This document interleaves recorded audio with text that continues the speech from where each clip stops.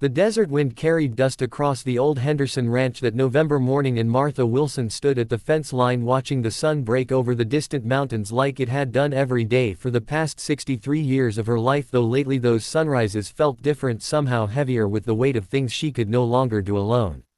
Her hands gripped the weathered wood and she felt the splinters press against her calloused palms, reminding her of younger days when she and Robert had built this very fence post by post, their laughter mixing with the sound of hammers and the promise of a life they thought would last forever. But Robert had been gone 5 years now, and the ranch that once felt like a kingdom now felt more like a burden she could barely carry.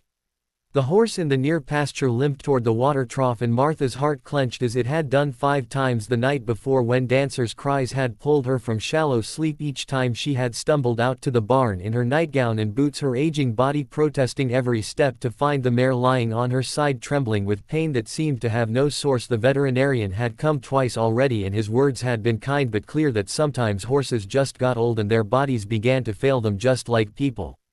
She had held Dancer's head in her lap in the pre-dawn darkness and whispered the same stories she had told the horse for 15 years, about the day they had brought her to the ranch as a gangly yearling, about the summer Robert had taught their granddaughter Emily to ride on Dancer's gentle back, about all the seasons they had weathered together through drought and storm and the quiet persistent march of time. But 5 times a night for 3 nights running now, and Martha felt the exhaustion settling into her bones like winter cold that no fire could chase away. She was terrified not of the work itself but of what it meant that she might have to make a decision she had been avoiding, a decision that felt like betrayal even though her mind understood what her heart refused to accept. The truck that pulled up the long driveway around mid-morning raised a plume of dust that glowed golden in the sunlight, and Martha squinted against the glare, recognizing the vehicle as belonging to Jack Morrison, the rancher from the neighboring property. They had been neighbors for 40 years, though in the way of rural people they mostly kept to themselves, sharing only the occasional wave or borrowed tool. Jack climbed out slowly, his own years evident in the careful way he moved, and he removed his hat as he approached the fence where Martha stood, his face weathered like old leather but his eyes still held that spark of life that some people never lose no matter how many seasons pass. "Morning, Martha," he said, and his voice was rough but warm like gravel worn smooth by a river. "Morning, Jack," she replied, and something in her tone must have given her away because his expression shifted to concern. "Saw your lights on in the barn past midnight," he said. 3 nights now." Martha felt her throat tighten and she looked away toward the mountains, because sometimes it was easier to talk about hard things when you weren't looking directly at another person. "It's Dancer," she said. "She's not doing well." Jack nodded and was quiet for a long moment, and Martha appreciated that he didn't rush to fill the silence with empty reassurances or unwanted advice. "That's a hard thing," he finally said. "I don't know what to do," Martha admitted, and the words felt like a confession. "I'm exhausted, Jack, and I'm scared, and I keep thinking maybe it's time to call Doc Stevens and ask him to come out one last time, but then I look at her and I remember." She didn't finish the sentence, but she didn't need to, because Jack understood, as people do when they've lived long enough to know that love and loss are woven together so tightly you can't separate one from the other. "Would you let me help?" Jack asked, and the question was so unexpected that Martha turned to look at him fully. "Help how?" she asked. "Let me sit with her tonight," he said. "You need to sleep, Martha, and Dancer needs someone with her, but it doesn't have to be you breaking yourself into pieces trying to do it all alone." Martha felt tears prick at her eyes and she blinked them back. "Jack, you don't have to do that." "I know I don't have to," he said. "I'm offering because neighbors help neighbors, and because I remember when Robert helped me rebuild my barn after that storm in '09, and because sometimes the kindest thing we can do is let people carry part of our burden for a while." That night, after Martha had checked on Dancer one more time and made sure she had fresh water and hay, she walked back to the house and actually went to bed at a reasonable hour instead of dozing in the chair by the kitchen window. Jack had arrived at sunset with a thermos of coffee and a thick blanket, and he had settled himself on a hay bale in the barn with the patience of a man who understood that some vigils couldn't be rushed. Martha lay in her bed and listened to the silence, and for the first time in 3 nights she didn't jolt awake at every small sound, because she knew someone was there, someone who cared enough to give her the gift of rest.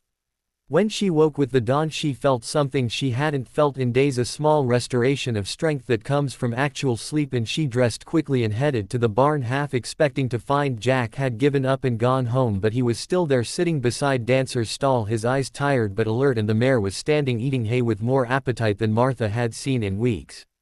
She had a good night, Jack said simply, only got restless once around 3 but I sat with her and she settled. Martha felt something break open in her chest and she realized it was gratitude so profound it almost hurt. Thank you, she whispered. Don't thank me yet, Jack said with a slight smile, I'm coming back tonight. And he did come back that night and the next, and by the 4th night Martha found herself sitting in the barn with him, both of them comfortable in the companionable silence that falls between people who don't need to fill every moment with words. Robert and I used to do this, Martha said suddenly, sit with horses when they were sick or about to foal and we'd talk about everything and nothing and sometimes we'd just be quiet together. Jack nodded. My wife Sarah was like that, he said. She passed 8 years ago and I still catch myself starting to tell her things before I remember she's not there to hear them.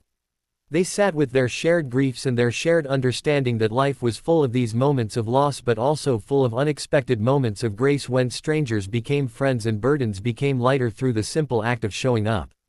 Dancer began to improve slowly at first but then with growing steadiness, and Doc Stevens came out again and pronounced himself cautiously optimistic that whatever had been ailing her seemed to have passed, and Martha knew it wasn't just the medicine or the treatment but also the fact that the mare hadn't been alone in her distress, that both she and Dancer had been held by someone else's kindness during their darkest hours.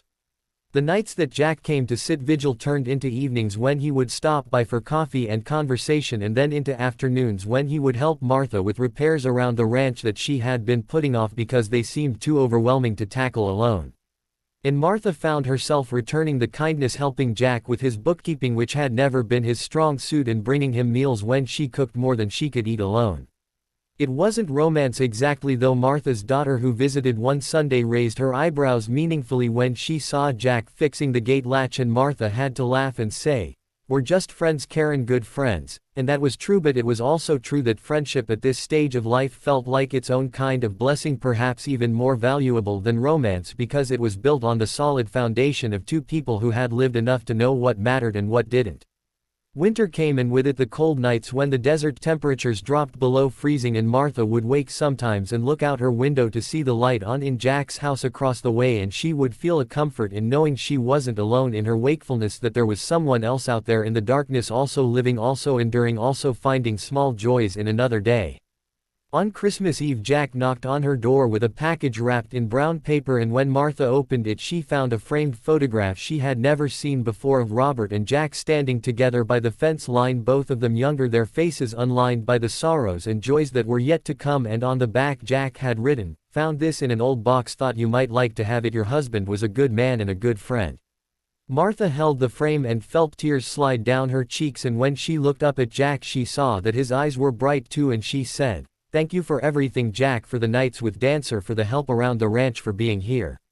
"Thank you for letting me help," Jack said, "for letting me be useful again, for reminding me that there's still life to be lived and people who need us and reasons to get up in the morning." They stood there in the doorway with the cold wind blowing in and the scent of pine from the small tree Martha had put up in the corner, and they understood without saying it that they had given each other something precious, not romance or rescue but simple human connection, the acknowledgement that we all need help sometimes, and that offering it and accepting it are both acts of courage. Spring came as it always does, and Dancer grew stronger, and Martha found herself stronger too, not because her body had grown younger but because she had remembered that strength doesn't always mean doing everything alone. Sometimes it means knowing when to let others in, when to say yes to help, when to admit that we're all just trying to make it through and we do it better together. The ranch that had felt like a burden began to feel like home again, not because the work got easier but because Martha stopped trying to carry it all herself, and Jack, who had been drifting in his own loneliness, found purpose again in being needed, in mattering to someone, in the daily small kindnesses that add up to a life well lived. On a warm afternoon in May, Martha and Jack sat on the porch watching Dancer graze in the pasture, moving with the easy grace of a horse that had passed through illness and come out the other side, and Martha said, "I was so scared, Jack, when Dancer was sick. I was terrified of losing her, of being alone, of all of it." "I know," Jack said.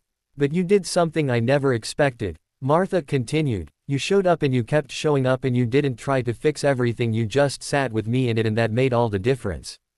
Jack was quiet for a moment and then he said, "That's all any of us can do, really, just show up for each other, sit with each other in the hard times and the good times, and trust that it matters, because it does matter, Martha.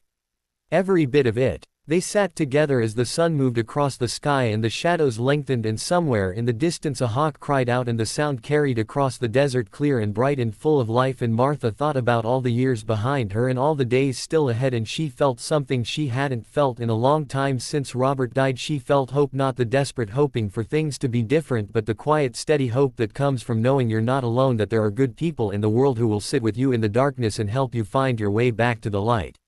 The exhaustion that had threatened to break her had been transformed through Jack's unthinkable kindness, the simple profound act of showing up, into something else entirely, into resilience, into connection, into the understanding that we are all vulnerable and we all need help, and that's not weakness but the very essence of what makes us human.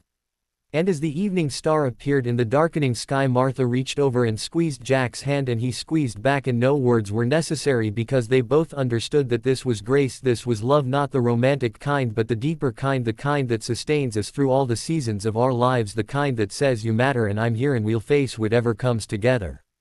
The desert wind blew gentle now, carrying the scent of sage and earth and all the growing things, and Martha breathed it in and felt grateful for this unexpected gift, for second chances, for the way life surprises us when we least expect it with exactly what we need even if we didn't know we needed it. And she thought, yes, this is what it means to live, to keep opening your heart even when it's been broken, to keep trusting even when you're afraid, to keep showing up for each other day after day, night after night, until the darkness passes and the morning comes again, as it always does, as it always will.